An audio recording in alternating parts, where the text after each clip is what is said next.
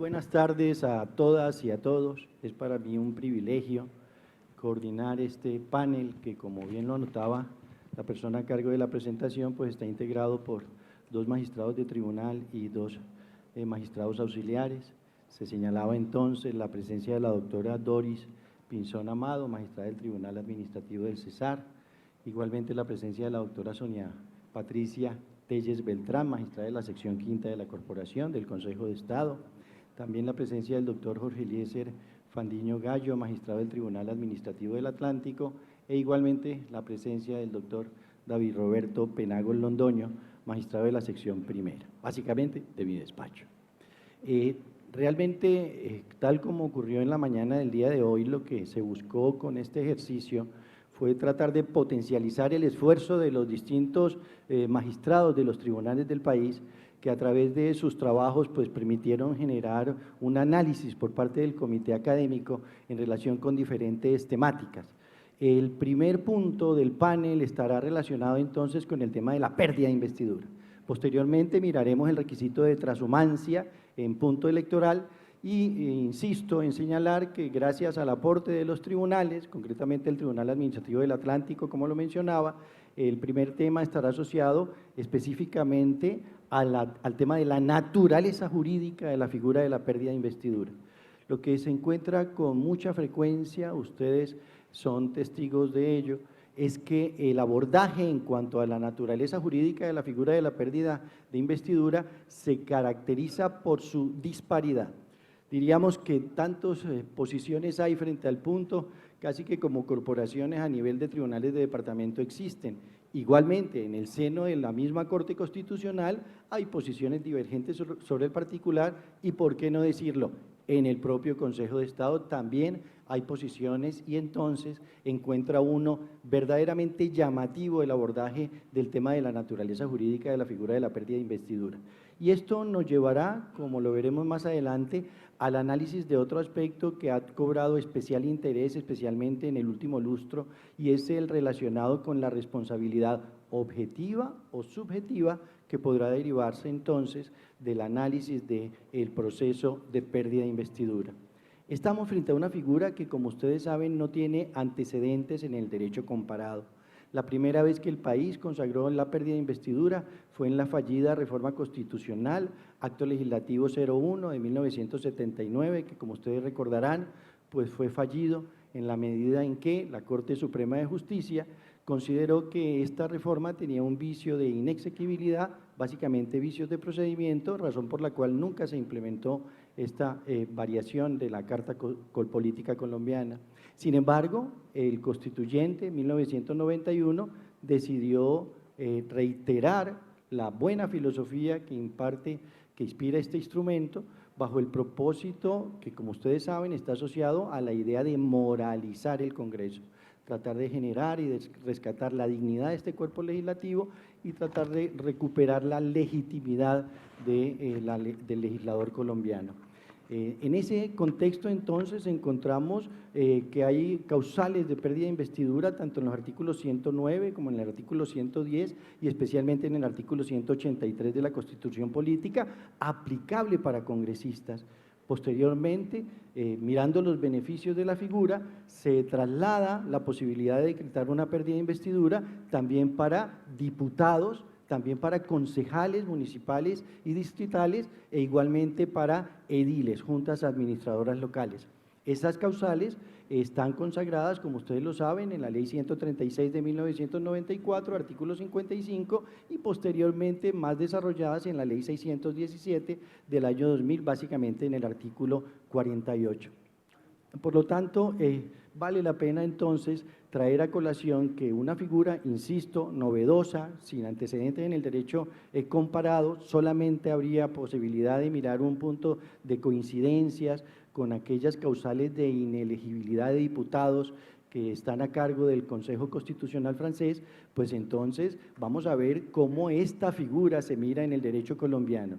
Encontramos puntos comunes, podríamos decir que no hay ninguna discusión en cuanto al carácter jurisdiccional del análisis de la pérdida, tampoco habría discusión en cuanto a la naturaleza pública de la figura, Sabemos que cualquier ciudadano puede promover la demanda de pérdida de investidura, así como las mesas directivas de las distintas corporaciones. Igualmente, podríamos indicar que nos encontramos con una sanción que comporta la más alta drasticidad. Allí también hay una convergencia en cuanto a que es, digamos, en punto sancionatorio la más gravosa sanción que existe en el panorama, pero en donde sí no hay convergencia es en el acápite mismo de la naturaleza jurídica. Encontramos de la revisión que el grupo de trabajo ha venido realizando las siguientes variables. Algunos analizan que la pérdida de investidura tiene una naturaleza esencialmente política, control político. Otros apuntan a señalar que tiene un componente de carácter ético asociado a lo moral. La tercera línea de pensamiento está dirigida a que se mira como un proceso disciplinario puro y simple o un proceso disciplinario especial. Y la cuarta figura la ubica dentro del contexto del derecho sancionatorio. De allí que entonces vamos a empezar las intervenciones del panel, básicamente preguntándole a la magistrada del Tribunal Administrativo del Cesar cuál es su visión en cuanto a la posibilidad de considerar a la pérdida de investidura como un juicio de control político, doctora Dorios. Muchas gracias, buenas tardes al auditorio. Debo empezar por indicar que, tal y como lo precisó el doctor Cerrato en su exposición, en su introducción, esta figura es tan novedosa que a nivel jurisprudencial ha existido la necesidad de darle unas connotaciones especiales para tratar de identificarla y de separarla un poco de la acción electoral, en la medida en que a veces hay causales en común que parecieran permitir asimilarlas. Precisamente por vía de jurisprudencias que se ha indicado, inicialmente por la Corte Constitucional, que tiene un carácter eminentemente político, además de las otras características que se han enunciado. Sin embargo, no se le ha dado un desarrollo al por qué se considera que la pérdida de investidura debe ser calificada de carácter político. Al parecer, todo encuentra un fundamento en todos los antecedentes que motivaron la introducción de esta figura única en nuestro ordenamiento jurídico y, como lo destacaba el doctor Cerrato, en el derecho comparado.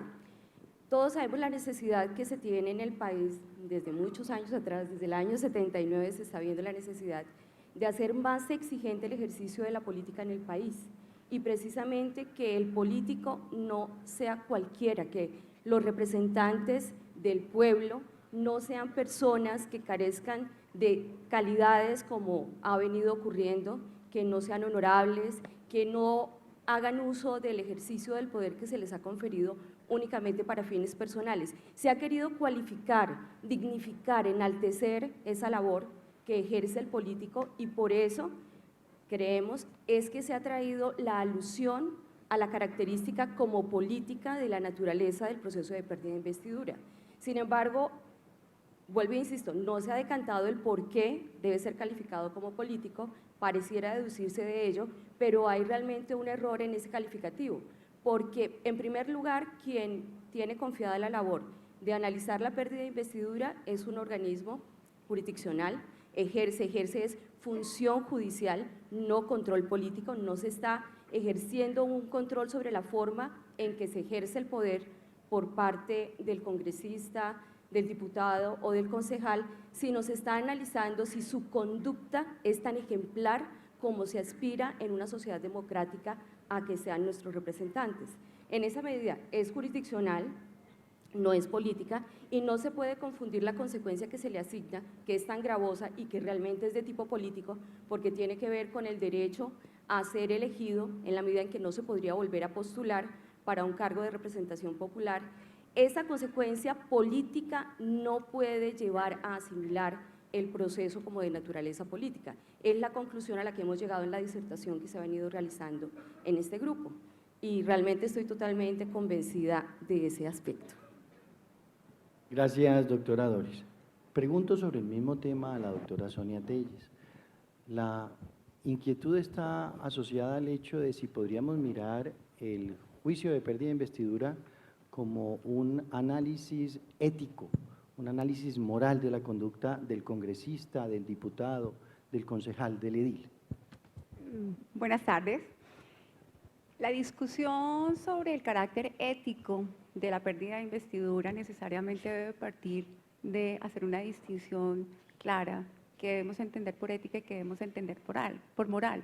A veces tiende a confundirse los dos aspectos y en este orden es importante señalar que cuando hablamos de la ética, hablamos de la necesidad de establecer unos códigos de conducta para un determinado grupo, para un determinado conglomerado, para una asociación en este caso, pensamos en esas conductas que se hicieron o se pensaron frente a quienes iban a tener la representación popular, a quienes iban a recibir ese mandato.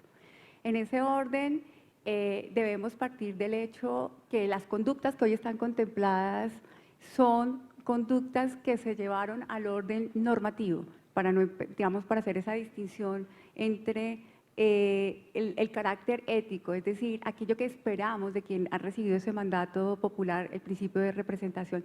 Pero, si me lo permiten, cuando hablamos de moral, también tenemos que entender algo, y es que hoy la discusión entre qué es lo moral, ese juicio subjetivo que puede hacer el juez, debemos hoy entenderlo que lo hemos superado cuando fue el mismo constituyente el que a través de unas normas específicas estableció ese código de conducta. Y me quiero referir específicamente a una sentencia muy reciente, con ponencia del doctor William Hernández, agosto de este año, donde hace un análisis específico que no lo ha hecho la Corte Constitucional, de qué significa ese carácter ético que se exige de quien recibe el mandato de representación popular en una corporación de elección popular. Y allí se establece claramente que ese código son unos deberes mínimos de conducta que se esperan de ese funcionario y que son esos deberes, como deberes mínimos, son solo esos porque se consideró el constituyente que eran esos y no otros. Es posible que hoy pensemos que hay conductas que están enlistadas en esas causales de pérdida que deberían no estar ahí o ser otras, pero por ahora debemos entender que esos mínimos deberes están contenidos en el artículo 183, en el 110 o en el 109 de la Constitución, por señalar dónde están hoy constituidos.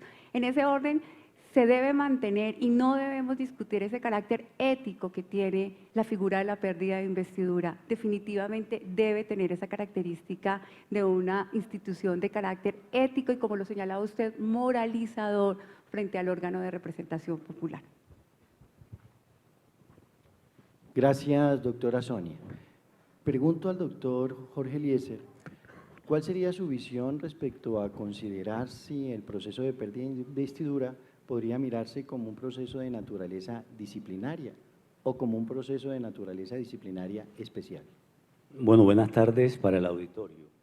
Si bien es cierto, el proceso de pérdida de investidura es un proceso público de naturaleza sumaria, en decisiones de la Corte Constitucional, como la sentencia 254A del 2012, la cual reitera lo dispuesto en un fallo C247 del año 95, se establece que el juicio de pérdida de investidura presenta una naturaleza disciplinaria. Una naturaleza disciplinaria por el régimen de autocorrección que se exige a los servidores públicos elegidos popularmente. Y el mismo Consejo de Estado, en algunos fallos, ha dicho que es de carácter especial. Que es de carácter especial, en primer caso, por el bien jurídico que se tutela y por el objeto que se persigue en este tipo de proceso.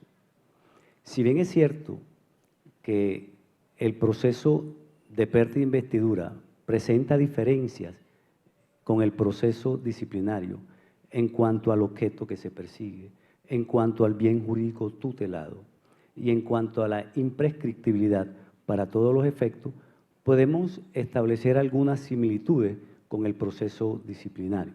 Por ejemplo, podemos asimilar la demanda al pliego de cargos del proceso disciplinario, ya que el solicitante debe establecer cuál es la causal y explicar por qué el miembro de la Corporación Pública de Elección Popular está inmerso o incurso en esa causal.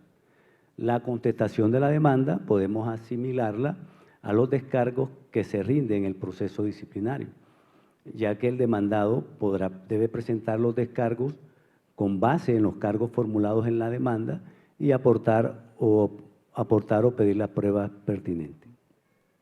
El fallo definitivo podemos asimilarlo al de condena en el proceso disciplinario, ya que los cargos deben estar soportados o la condena debe estar soportada en los cargos que se formulan con la demanda. Es decir, que el juez del proceso de pérdida de investidura no puede mutar los cargos planteados en la demanda y en el concepto de violación.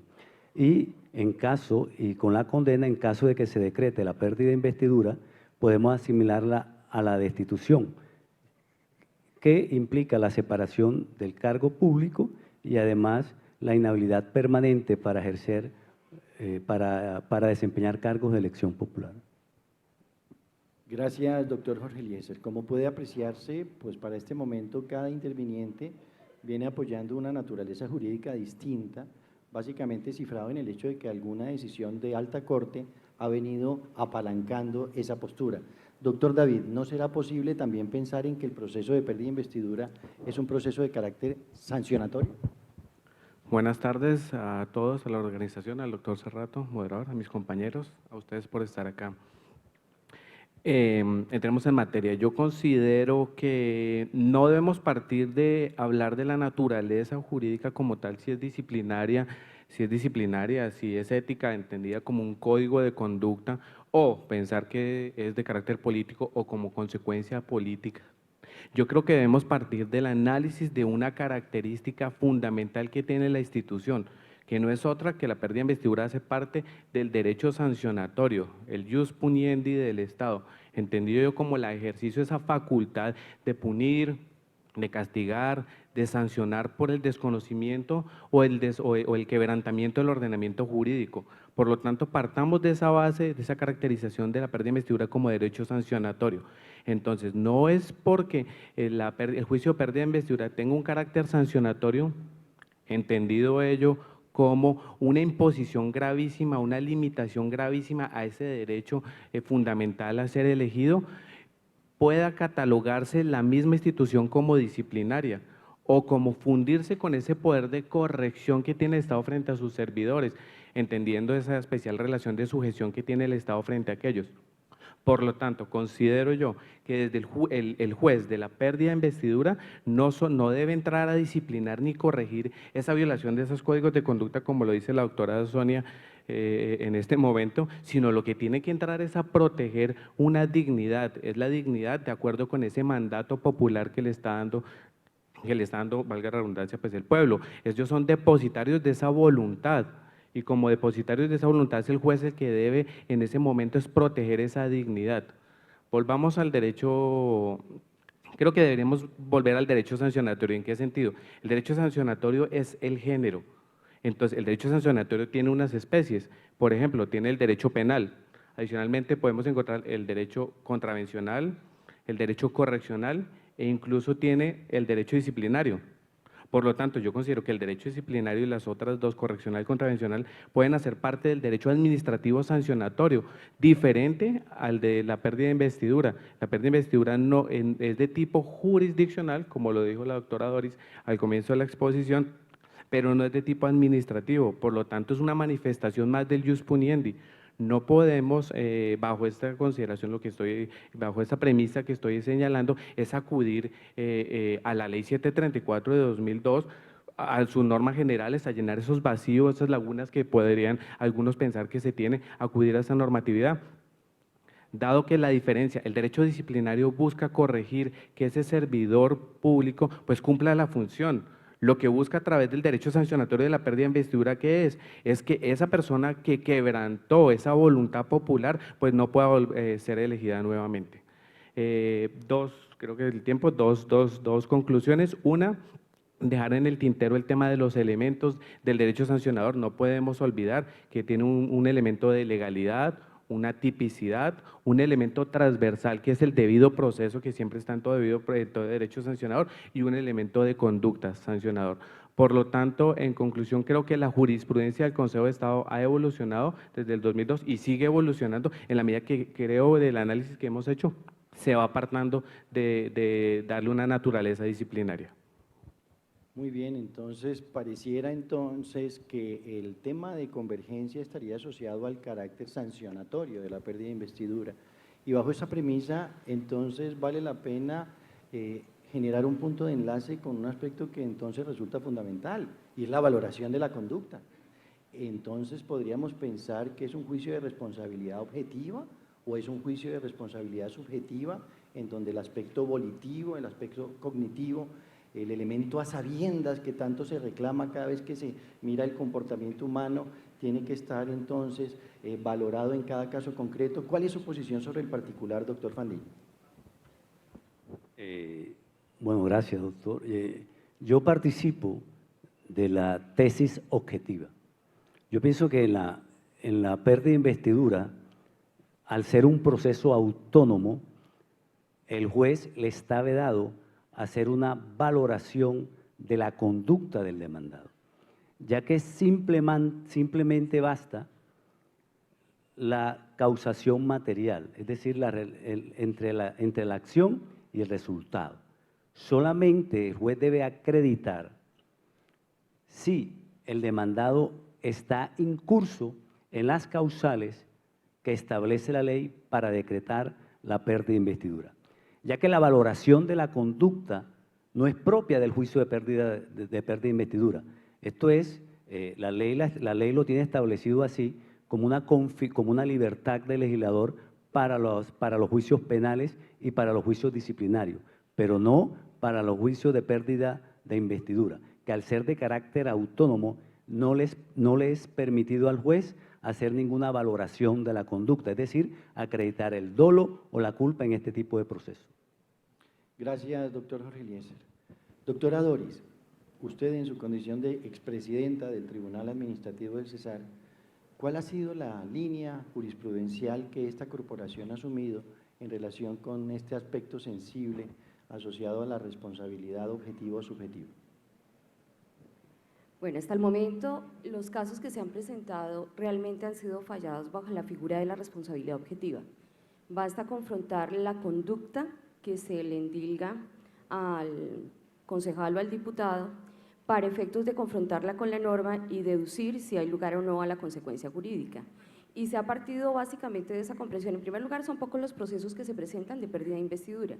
En segundo lugar, se ha partido de la premisa precisamente de qué finalidad tuvo la creación de la pérdida de investidura. Se ha hecho una revisión de las discusiones que se dieron al interior de la Asamblea Nacional Constituyente y se ha podido constatar que existen algunas actas en donde se dejó constancia expresa de la creación, de la necesidad de la creación de la figura para purificar, para dignificar aún más el ejercicio de la política en el país. Y aun cuando no se indica de manera expresa, ustedes no van a encontrar allí la leyenda acerca de discutimos o no discutimos el carácter objetivo o subjetivo de la responsabilidad, sí es posible inferirlo. Voy a hacer mención a dos actas en particular. Se trata de las actas 51 de 16 de abril de 1991 y la número 79 de 22 de mayo de ese mismo año. En las dos actas, vuelvo e indico, se habla de dignificar la necesidad que tiene el país de tener un modelo de hombre político que básicamente destierre por completo esas prácticas que de antaño se han venido realizando en el país y que desvirtúan y pues introducen realmente alteraciones en el juego democrático en la medida en que no hay igualdad de condiciones para las personas o que se acude a muchas prácticas que son incorrectas. Eso fue lo que se intentó hacer con las causales de pérdida de investidura, que fueran tan estrictas y que se enaltezca a tal nivel el ejercicio de la política que no sea necesario indagar nada más. De hecho, ya están establecidas en la Constitución, quien aspire a un cargo de elección popular ya sabe cuáles son esos mínimos de conducta que se exigen y de antemano, si decide asumir un rol en el juego democrático, pese a que en él concurre alguna circunstancia, es claro que se expone a la aplicación de la consecuencia prevista en la norma jurídica. Gracias, doctora Doris. Antes de preguntarle a la doctora Sonia sobre el tema, vale la pena aludir a un comentario que usted hizo en cuanto a cifras se refiere. Miren ustedes los datos estadísticos extractados de la información que suministró la Secretaría General de la Corporación, alude que se han presentado 585 demandas de pérdida de investidura desde el año 1992. De ellas, En 66 casos se ha dictado sentencia decretando la pérdida de investidura. En los otros casos ha habido exoneración de responsabilidad por este aspecto. Estamos marcando entonces una cifra de 348 casos en donde se negó la pérdida, pero en el 13.83% de los eventos aparece una sanción asociada a un evento de pérdida de investidura. Continuando entonces con esta disertación sobre la responsabilidad objetiva o subjetiva o valorativa de la conducta, quiero preguntarle a la doctora Sonia Telles cuál es su posición sobre el particular. Bueno, me parece muy interesante la disertación que hacen los compañeros del tribunal, especialmente porque acuden a revisiones de las gacetas de la Asamblea Nacional Constituyente, donde habla precisamente de eso, de inferir. No, las discusiones en la Asamblea Nacional Constituyente no partieron de esta discusión de encontrar si el régimen era de carácter objetivo y objetivo.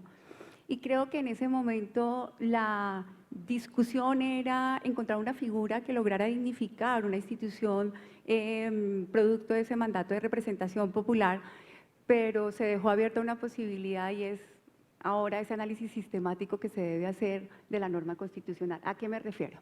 El artículo 29 hay una clara proscripción de responsabilidad de tipo objetivo y no es solamente para el tema penal, es para el tema sancionatorio tanto jurisdiccional, y en eso concuerdo con que hay que diferenciarlo con el tipo administrativo. Y en ese orden, cuando yo hablo de sancionatorio, debo darle unas connotaciones y de ahí se desprende unas consecuencias claras para el juez o para el administrador. Y es el análisis subjetivo de la conducta. No voy a entrar en este momento a decir si es dolo o culpa, pero yo tengo que hacer un análisis sistemático con el artículo 29 de la Constitución, pero específicamente traer a colación los tratados internacionales que claramente señalan que cuando voy a hacer limitación de un derecho fundamental, y en este caso la limitación de ese derecho fundamental tiene que ver con la posibilidad de acceder a un cargo por mandato de representación popular, antes que el juez tome la decisión de quitar o de desinvestir de esa representación popular, tiene que hacer un análisis de la conducta. Y aquí creo que todos concordamos que el análisis que hace el juez es sobre la conducta de la persona que ha sido investida del mandato popular. Y en ese orden, ese juicio de responsabilidad deja de ser objetivo y pasa a ser subjetivo. No voy a entrar aquí a hacer valoraciones, pero por ejemplo, quiero llamar la atención. Si uno hace revisiones de las decisiones del Consejo de Estado, especialmente en materias de conflicto de interés, hay un elemento que es transversal al momento de tomar la decisión. Siempre se pregunta, ¿tuvo la voluntad? ¿Conocía del hecho del conflicto? ¿Había un elemento volitivo? Y sin darnos cuenta, estamos haciendo un análisis de carácter subjetivo, no un análisis de carácter objetivo. Y sobre este punto, digamos, tengo que reivindicar que aquí varios consejeros desde hace muchos años han venido insistiendo en la necesidad de hacer ese análisis subjetivo de la conducta. La doctora Lucillané, el doctor Danilo Rojas, el doctor Santofimio, quien apoyado en la jurisprudencia de la Corte Interamericana ha abogado por la necesidad de hacer ese juicio de carácter subjetivo. Pero creo que el punto de inflexión lo ha hecho hoy la Sala Plena del Consejo de Estado, una decisión de mayoritaria del 28 de septiembre. Hoy, sin lugar a dudas, en una votación de 19-5, se decidió hacer ese punto de inflexión para señalar que el juicio de pérdida de investidura es un juicio subjetivo donde debe haber análisis de culpabilidad. La pregunta es, ¿cómo vamos a hacer ese análisis de culpabilidad? Eso es un asunto que lo dejo a ustedes en esa construcción que se debe hacer en la Sala Plena del Contencioso Administrativo. Muy bien, entonces jugamos hoy con una premisa fundamental consistente en que hay una posición ya mayoritaria de la Sala Plena de lo Contencioso Administrativo, Consejo de Estado, indicando entonces que hay que abordar un análisis en el elemento subjetivo, culpabilístico. Y entonces la pregunta que me surge, doctor David, es, ¿y en todos los casos habrá posibilidad de generar algunas variaciones en cuanto a causales se refiere? ¿Podríamos generar alguna casuística en donde pudiésemos explicar algún ejemplo que generara algo de controversia?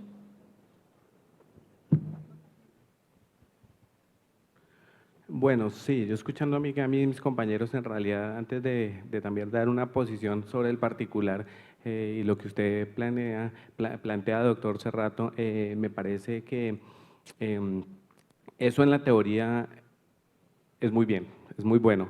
Dar una u otra posición basadas en el constituyente, en el espíritu, lo que se quería, o en el análisis del artículo 29 en concordancia con la demás normativa particular, pero vamos a un caso concreto y eso me hace recordar uno en específico en cuanto precisamente del departamento del Tolima. Aquí estamos, uno muy importante, en el cual lo voy a plantear con la venia de usted para de pronto a ver qué opinan, para luego, de acuerdo con las tesis que le he escuchado a mis compañeros, ellos puedan decir si en efecto la teoría como ellos hacen la interpretación del ordenamiento jurídico se puede adecuar a un caso en particular.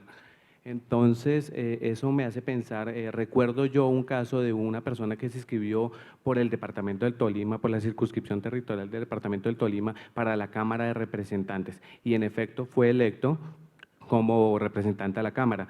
Él se le demandó su pérdida de investidura en el sentido de que se había configurado la causal establecida en el artículo 179, numeral quinto de la Constitución, que si para los que no recuerden hace referencia a que si un pariente, ya sea por afinidad o por consanguinidad, ejerza autoridad civil o política, bajo esos parámetros le demanda la pérdida de investidura, él contesta la pérdida de investidura y con sus abogados con dos argumentos principales. Uno, diciéndole, yo consulté la jurisprudencia de la Sala Plena del Contencioso Administrativo, consulté también la jurisprudencia de la sección quinta, consulté incluso los conceptos de la Sala de Consulta y Servicio Civil. Y ellos decían, era unánime en ese entonces, que hacía referencia a que para que se configurara dicha causal, el ejercicio de esa autoridad civil o política tendría que ser en el departamento. Primer argumento. Segundo argumento, ellos dicen, ya interpusieron una acción de nulidad electoral, la nulidad electoral ya se falló, la falló en la sección quinta y la negó, dijo que no se había configurado esa causal de inhabilidad. En el año 2015, recuerdo, con posterioridad a la demanda, la Sala Plena del Contencioso Administrativo profiere una decisión, unifica la jurisprudencia y dice, para todo, entiéndase, la causal del numeral quinto del artículo 179 de la Constitución debe entenderse que el ejercicio de la autoridad civil o política debe hacerse incluso en cualquier municipio que haga parte del departamento. Bajo esos parámetros y escuchando a mis compañeros y previamente a dar mi opinión, quisiera de pronto con la venia suya, ¿qué piensan ellos de acuerdo con la teoría y con cada uno de las posiciones que han adoptado en este momento? Bueno, este interesante caso que usted plantea, quiero conocer la posición de la doctora Doris sobre el particular.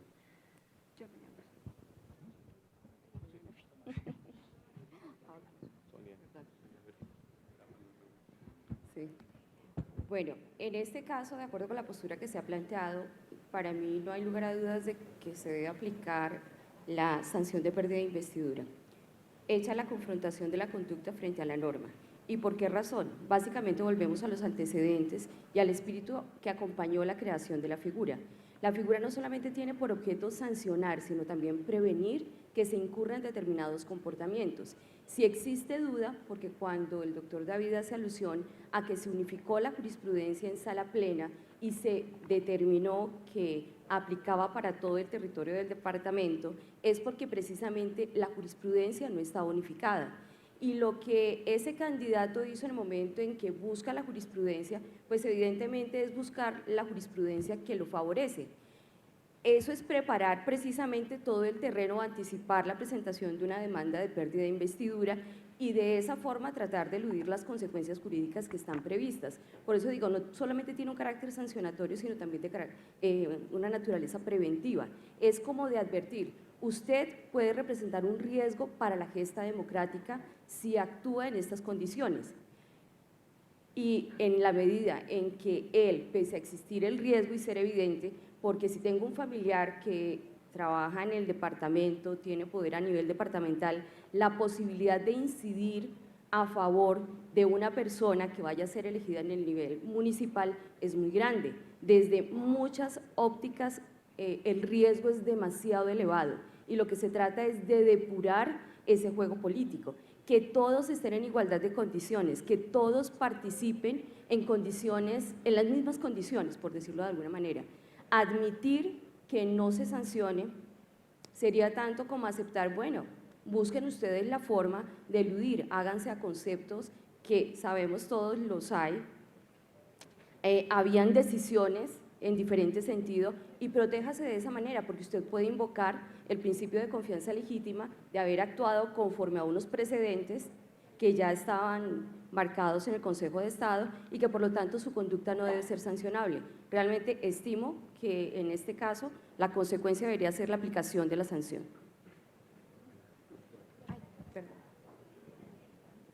Gracias, doctor. Doctor Jorge Eliezer, usted que participa de la responsabilidad objetiva, ¿cómo resolvería un caso como el que plantea el doctor David?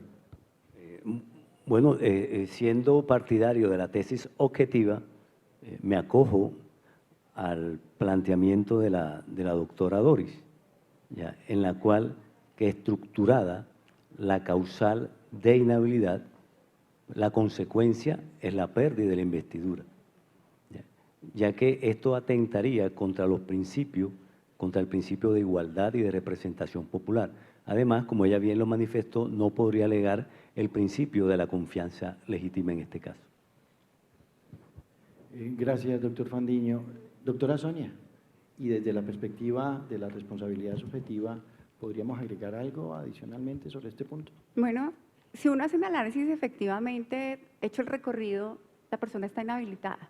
En efecto, hay una inhabilidad. Y por eso es que los invito a hacer el juicio de carácter subjetivo. Porque yo lo hago y, en efecto, hago un recorrido entre el aspecto material, se ejercía o no se ejercía autoridad, el tiempo en que hubo ejercicio y, en efecto, el resultado es, hay una inhabilidad. Pero les pregunto, desde el ámbito de lo que se quiere, de verdad, en esa depuración y de esa dignificación del ejercicio del mandato popular, si en ese caso debería imponerse la pérdida de investidura cuando yo hago ese otro análisis. Él de verdad quería defraudar ese interés íncito cuando se inscribió, cuando se presentó, a pesar, y aquí con todo respeto, yo sí tengo que darle un punto a las decisiones que existan por parte de los jueces. Si yo no creo en las decisiones de los administradores de justicia, cuando el juez me dice, no hay una inhabilidad, cuando hay una decisión de la sala de consulta que me dice, en ese caso no está inhabilitado, pregunto, ¿nos habrá quedado un estado de confianza legítima para que ese ciudadano se presentara? La respuesta es sí. Y desde esa perspectiva, desde el análisis subjetivo, yo no podría imponer la sanción de pérdida de investidura. Perfecto. La doctora Estela Conto nos quiere acompañar en el panel, lo que nos satisface. Doctor David, esas son las respuestas frente a esta inquietud que usted formula. Queremos conocer entonces su postura sobre el particular. Como está la doctora Estela Conto presente, me gustaría también concederle el uso de la palabra a la doctora Estela para que nos acompañe con su visión sobre el particular. Doctor David, por favor. Bueno, quiero comentarles que el caso que estaba planteando y quería contestar al final en relación, gracias por la pregunta importante, que es que ese fue el caso que dio origen a una sentencia que hoy día solamente tenemos conocimiento de su comunicado de prensa de la Corte Constitucional, es la sentencia SU 424 de agosto de 2016 y en la cual deja sin efecto, revoca 2 decisiones de la Sala Plena del Contencioso Administrativo y hace un análisis en relación con el tema del derecho sancionatorio y que no se puede,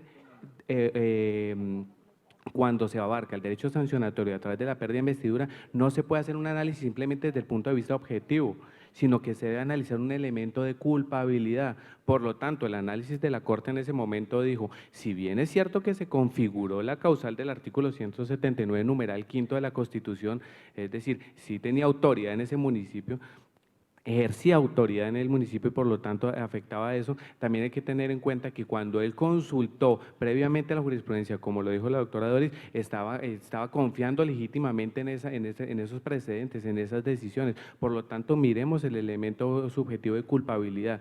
Entonces ya le introduce ese elemento de culpabilidad. Esta fue la decisión de la Corte. Gracias, doctor David, por su ilustración, gracias a los panelistas. Bueno, lo que encuentra uno en materia de conclusiones es primero un panorama en donde hay, como en pocas ocasiones, una posición diametralmente opuesta por parte de las altas cortes. No hay una definición clara sobre la naturaleza jurídica del Instituto de la Pérdida de Investidura, a pesar de la gravedad que comporta un análisis de responsabilidad y de sanción en esa materia.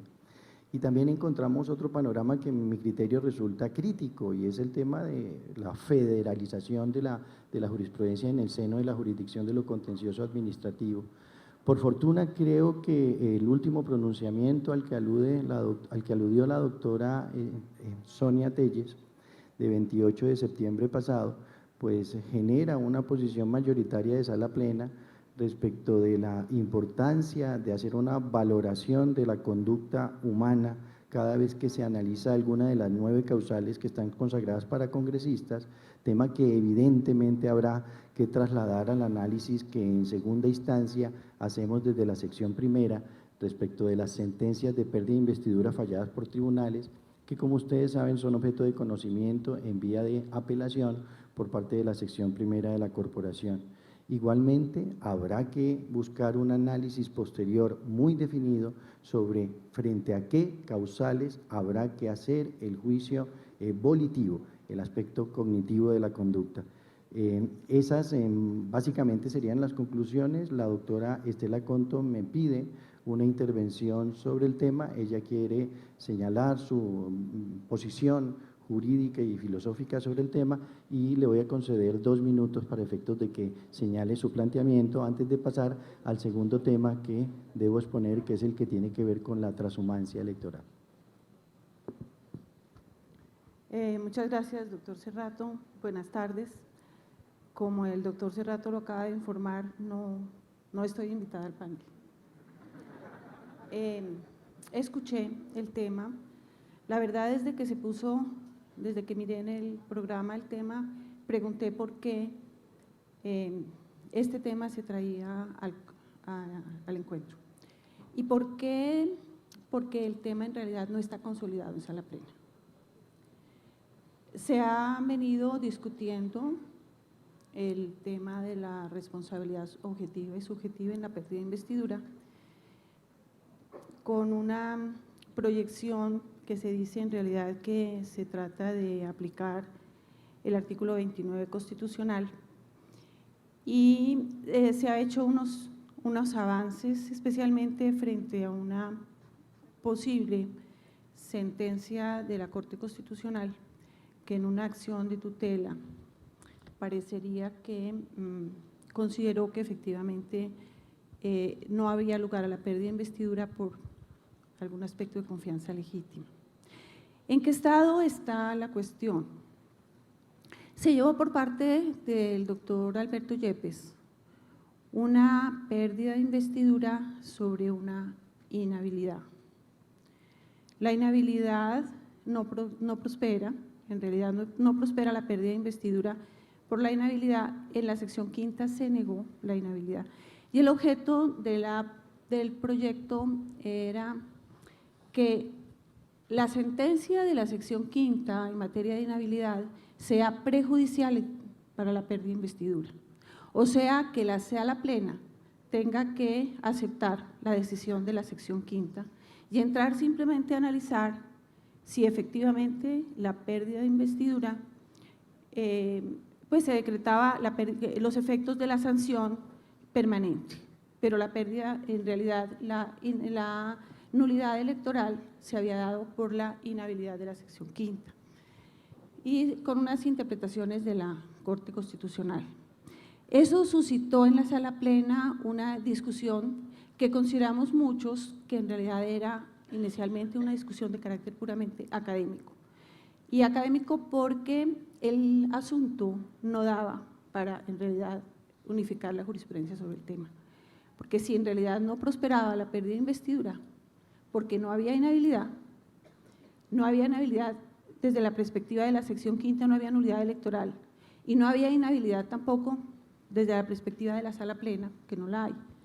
No era la oportunidad para unificar. Sin embargo, Dados los avances y la discusión académica que se planteó, se llegó a una votación de una providencia que me llama la atención, que aquí se diga que efectivamente es una decisión tomada porque no se ha firmado ni se ha notificado.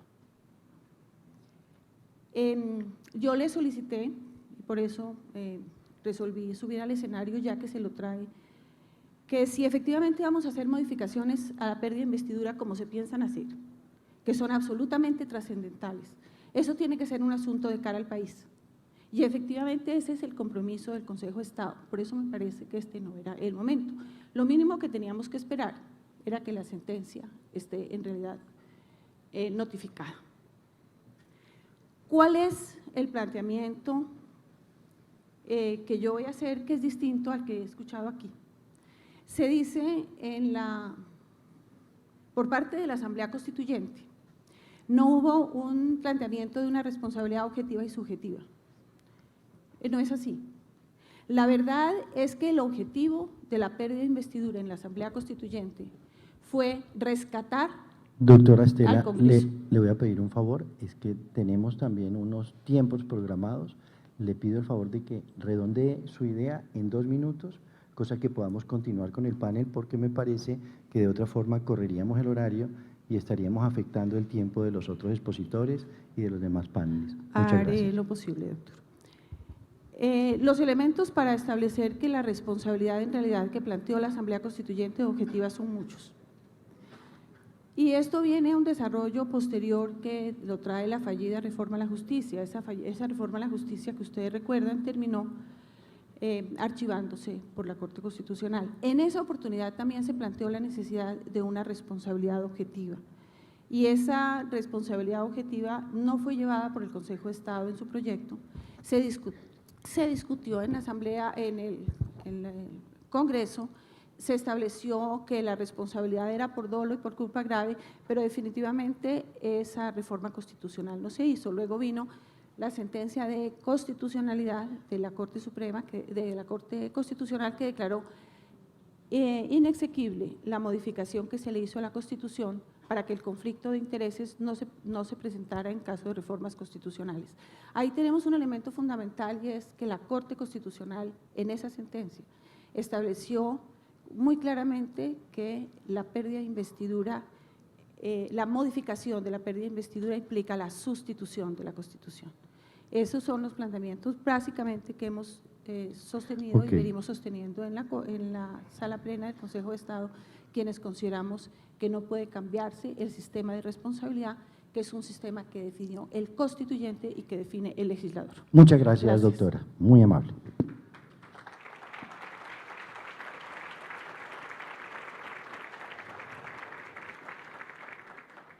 Una de las buenas cosas que uno llega a disfrutar de pertenecer a una corporación como el Consejo de Estado es el tema del disenso, el tema de que haya posiciones divergentes a las que uno plantea. Con mucha atención leeremos su salvamento de voto, doctora Estela, porque yo hice parte de la posición mayoritaria sobre el particular. El segundo tema que quiero que se aborde en este panel guarda relación con el tema de la transhumancia electoral. Como ustedes saben, hay una situación muy particular en materia de transhumancia. El artículo 237 de la Constitución Política, desde el Acto Legislativo 01 de 2009, pues no solamente consagra el tema del proceso de nulidad electoral, sino que institucionaliza en el parágrafo de esa norma el requisito de procedibilidad. Y señala entonces este precepto que en tratándose de elecciones por voto popular frente a cargos de esa naturaleza, pues es necesario agotar un requisito de procedibilidad consistente en plantear la causal de nulidad, la irregularidad asociada al tema de votación y escrutinio previamente ante la autoridad electoral, que básicamente estaría cifrada en el Consejo Nacional Electoral. Este precepto, a su vez, tuvo un desarrollo en la Ley 1437, en el artículo 161, en donde se jugó con una coordenada distinta. Recordarán ustedes las causales de nulidad de la elección, consagradas del acto electoral, consagradas en el artículo 275, La del numeral tercero está asociado al tema de falsedad en documentos, la del numeral cuarto está asociado al cómputo de elecciones y la del numeral séptimo sí tiene que ver con el tema de transhumancia. Cuando algunos tribunales administrativos del país analizan la necesidad de exigir ese requisito de procedibilidad, han señalado lo siguiente: se indican que el precepto constitucional manejó un espectro mucho más amplio que el que hoy está consagrado en el artículo 275, y entonces vemos posiciones indicando que no se agotó el requisito y por ende inadmitiendo o rechazando demandas en los casos de los tribunales administrativos del Cesar, en el caso del Tribunal Administrativo de Bolívar, en el caso del Tribunal Administrativo del Atlántico, y hay posiciones dispares en algunos magistrados del Tribunal Administrativo de Nariño. Vean ustedes este tema tan interesante y es el segundo punto del panel que hoy nos ocupa. Quiero en primer término preguntarle a el doctor Jorge Eliezer Fandiño que nos ilustre cuál es la posición entonces del Tribunal Administrativo del Atlántico, e igualmente le pediría que nos indicara cuál era la línea jurisprudencial en el Tribunal Administrativo de Bolívar, al cual usted perteneció hasta hace muy poco tiempo. Bueno, en el Tribunal de Bolívar se venía exigiendo con carácter obligatorio agotar el requisito de procedibilidad frente al tema de la transhumancia, en razón a que la reforma constitucional incorporada en el Acto Legislativo número 1 del 2009 la incluyó para todas las irregularidades en los procesos, en las votaciones y en los escrutinios.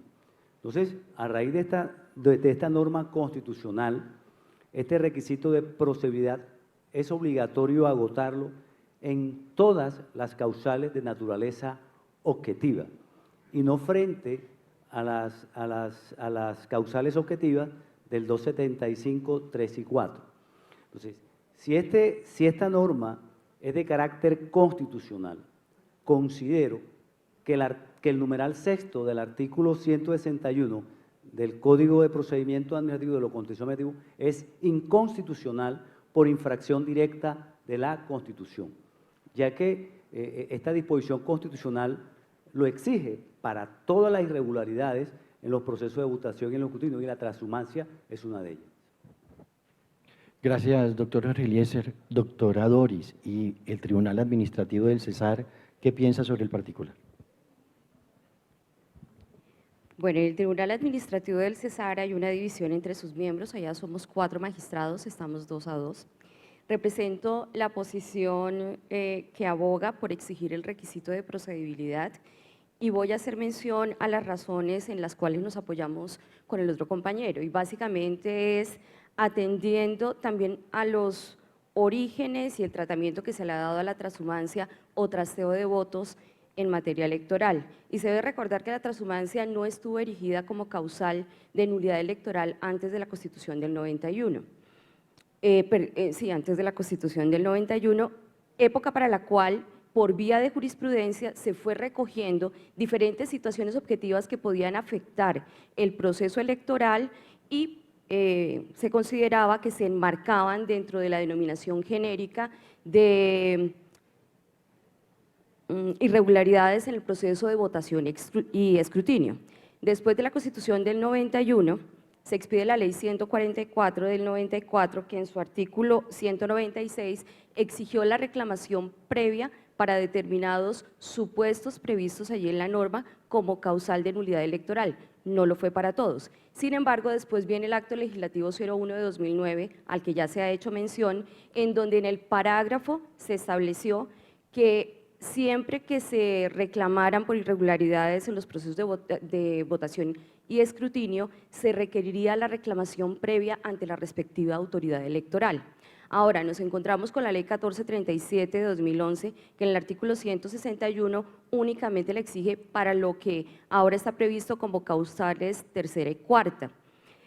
Debo aclarar que todas las causales que se habían acuñado por parte del Consejo de Estado en su jurisprudencia como causales objetivas y subjetivas de nulidad electoral aparecen enunciadas en el artículo 275 de la Ley 1437 y el artículo 161 exige únicamente para los numerales tercero y cuarto. La transhumancia como tal está prevista en el numeral séptimo. Ello lleva a los otros dos compañeros de la corporación a indicar que la ley podía establecer esa limitante y por lo tanto no se debería exigir el requisito de procedibilidad en tratándose de transhumancia. Consideramos que no, primero porque está la norma constitucional, tal y como lo indicó el doctor Fandiño, que debe tener prevalencia aquí. En segundo lugar, consideramos que en la Ley 1437 el legislador incurrió en una omisión legislativa relativa al no incluir ese supuesto que estaba previsto, vuelvo y reitero, para todas las causales objetivas y que no podía restringir el legislador ordinario por esa vía.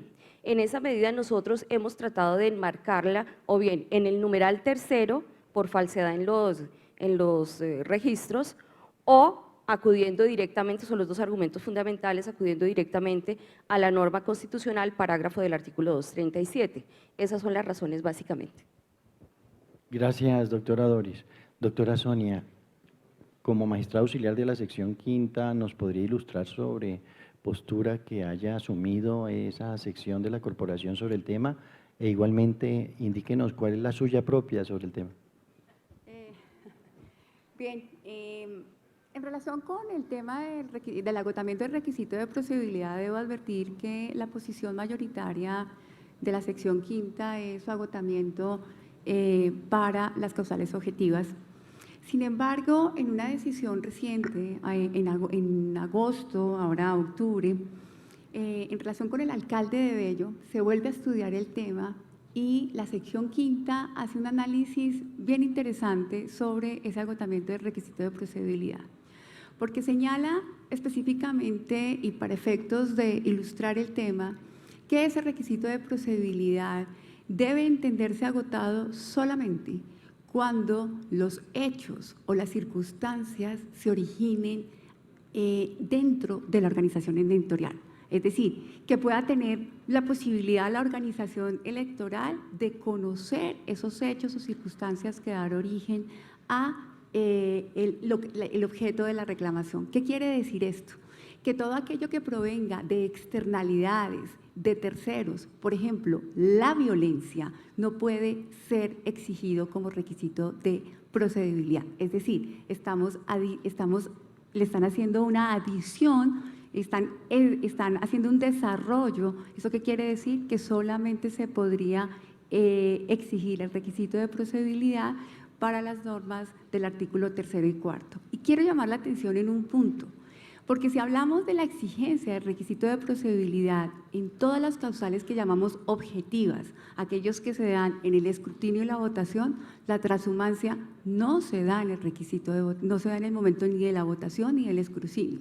Es una conducta anterior a la votación, anterior al escrutinio. Y si yo quiero, digamos, decidir que es a partir de la norma constitucional, es un hecho que no está contemplado en el parágrafo del artículo 237. Y quiero llamar la atención en eso, porque si son hechos o actos que se dan en el escrutinio o en la votación, la figura de la transhumancia tiene ocurrencia en un momento anterior a esa circunstancia y como tal no se podría exigir ese requisito. Pero quiero adicionar solamente algo para efectos de que ustedes lo tengan en cuenta. Actualmente, en la Corte Constitucional está cursando una demanda donde se está indicando, el ciudadano que hizo esa demanda, que la presentó el doctor Alfredo Beltrán, señala que le llama la atención que hoy esté desarrollado un tema que es típica función electoral en una ley ordinaria, que esto debe ser propio de una ley de carácter estatutario porque tiene que ver con función electoral y en consecuencia dice en este momento, y la razón por la cual solicita la declaración de inexequibilidad de este artículo es porque se requiere el pronunciamiento o un desarrollo por parte del legislador estatutario para establecer cuáles son esas circunstancias y en qué momento se debe agotar el requisito de procedibilidad. Simplemente lo dejo como para que ustedes lo tengan en cuenta y aquí no voy a tomar posición. Simplemente hay un desarrollo sobre la forma como se deben entender esas causales 3 y 4 y cómo hoy la sección quinta la ha restringido para decir que solamente se puede exigir cuando las circunstancias pudo o no tener ocasión dentro de la organización o que pudo tener conocimiento la organización electoral. Gracias, doctora Sonia. Ya concluyendo este panel, surge entonces, yo diría, una triada de posturas, ¿cierto? La de los tribunales administrativos de Cesar, Atlántico, Bolívar y Nariño, enfocada a señalar que el séptimo también debería incorporarse como uno de los eventos de agotamiento de requisito de procedibilidad. Otro relacionado con el tema de una eventual omisión legislativa, por cuanto la norma constitucional jugaría con todas las causales objetivas, y uno tercero asociado con la tesis de la doctora Sonia, según el cual entonces se requeriría una ley estatutaria antes de poder aplicar la norma tal y como está concebida por tratarse de la regulación de un derecho fundamental. ¿Cuál es su posición sobre el particular, doctor David? Gracias, doctor Cerrato. Muy bien, escuchando a mis compañeros panelistas, comparto de entrada la posición del doctor Fandiño. Me parece que de la lectura directa a la Constitución, artículo 237, parágrafo, podemos tener en cuenta que la transhumancia hace referencia, contrario a lo que dice la doctora Sonia, en relación con el escrutinio y en relación con la votación y escrutinio. Cuando leemos la ley 1437, en el requisito de procedibilidad y en el 275, tiene 3 causales objetivas, la 3 y la 4 y la séptima, donde habla de la transhumancia. Un comentario en particular en relación con el comentario que ha hecho la doctora Sonia en la demanda que cursa ante la Corte Constitucional.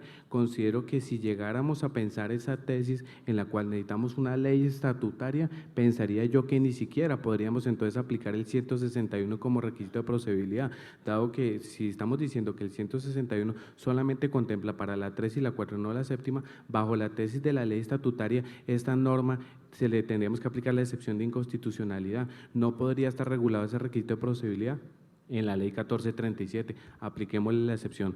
Finalmente, si me lo permiten, quiero hacer referencia, ya que la doctora Sonia hace referencia a la jurisprudencia de la sección quinta, tengo conocimiento que la sección cuarta del Consejo de Estado en materia de acción de tutela se ha referido sobre el particular y que ha dicho, más al margen de la ley estatutaria, ha dicho que no podría, que es violación, es un defecto procedimental en el caso que se analizó en ese caso concreto, que no se le puede aplicar por violación al acceso a la administración de justicia, la causal numeral séptimo como requisito de procedibilidad. Así lo ha dicho la sección cuarta en materia de tutela, las cuales están impugnadas en este momento. Bueno, muchas gracias. Encuentra entonces uno en este tema otro escenario en donde hay posiciones divergentes de la jurisprudencia y otro tema de posiciones aisladas y divergentes de los tribunales administrativos. Cómo se requiere un punto de unificación. Por fortuna, tal como nos lo señala la doctora Sonia, pues hay una demanda de constitucionalidad en curso. Valdrá entonces guardar un compás de espera para ver cuál es la posición sobre la exequibilidad o inexequibilidad de este precepto. Personalmente me preocupa una eventual omisión legislativa sobre el tema, debido a que la norma constitucional, el parágrafo, hace alusión a todo lo que tiene que ver con votaciones y escrutinios. Por ende, sería más amplia que la regulación hoy existente en el artículo 275 y en el artículo 161 de la ley 1437. De verdad, a todos ustedes, muchas gracias por su atención, muchas gracias a la doctora Estela Conto por su acompañamiento.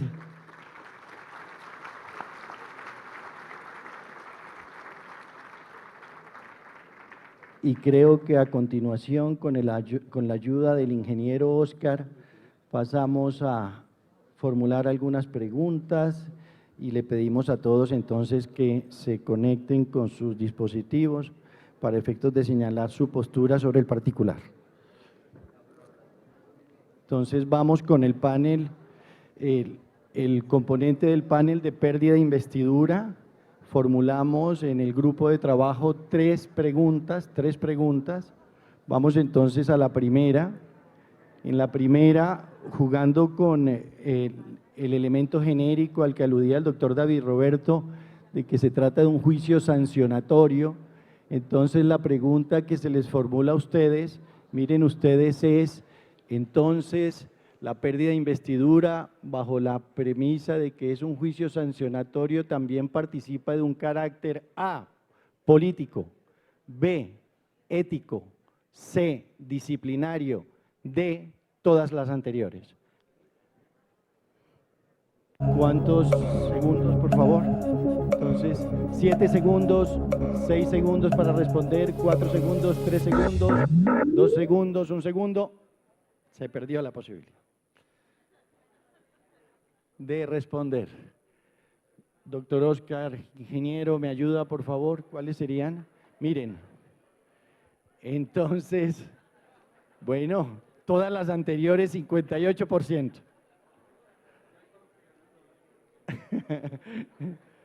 Tiene connotación disciplinaria, espero que sea connotación disciplinaria especial, 18% del auditorio. Un componente ético, doctora Sonia, 12%. E igualmente un componente político, doctora Doris, solamente el 11%. Esa es la primera pregunta que se formula y vamos directo a la segunda. El régimen de la pérdida de investidura debe ser, primera variable A, objetivo, segunda, subjetivo, B, C, subjetivo según la causal y D, ninguna de las anteriores. Empezamos con el cronómetro, 10, 9 segundos, 8, 7, 6, 5, 4, 3, 2, 1. Cerrado el tema.